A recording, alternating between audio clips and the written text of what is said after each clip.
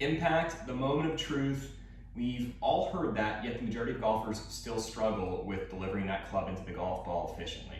We're going to help you with a couple keys, specifically drills, that are going to help you improve those. And before we do that, let's just kind of chat about what we see the best golfers on the planet doing with both the body and the club that will kind of set them up to hit those long, high, and straight shots. So we know this.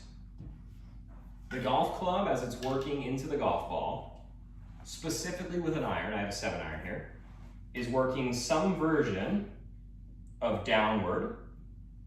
The shorter the iron in length, the more downward the club's gonna work, just based on ball position. And as the club gets longer and the ball position moves more forward, it still works some version of down, but not nearly as down as the short. So that's one. The club works down when the ball's on the ground. From there, we know that the lowest point of the arc is forward of the golf ball, meaning golf ball first, ground second. So let's say with a 7-iron, the lowest point of the swing arc can be anywhere between, let's say, 3 to 4 inches forward of that golf ball. And finally, as the golfers are doing those two things, the loft that begins on the club at address is taken off quite a bit. So we call, let's say, static loft here at address can be, let's say, 30 some odd degrees. As these golfers are delivering this club through the hitting area, it's coming in closer to high teens like so. That's why they can hit the golf ball so far with all that club head speed. So that's what the club's doing. The body, we know, has some form of shift towards the target. We have more pressure into our lead side. The hips are always going to typically be slightly open to the angle of the shoulders at impact with the really good players. And as they're doing so, they're gonna have some version of spine tilt with the torso still upstairs. Now, some golfers, as they're doing that, will stay in their posture longer than others. That's a case-by-case scenario based on pretty much body structure.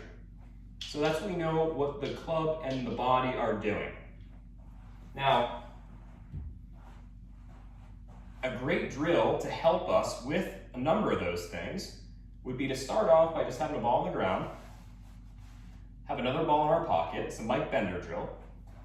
My little spin on Mike's exercise here is Mike would kind of take the ball in his trail hand, make a little pivot back, and try and throw it and land it on the ball on the ground there. And he's really good at that if you ever watch any of his videos.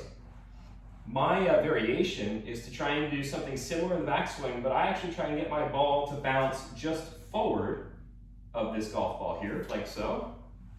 And the reason I like that is if I can do that, I'm gonna get shifts.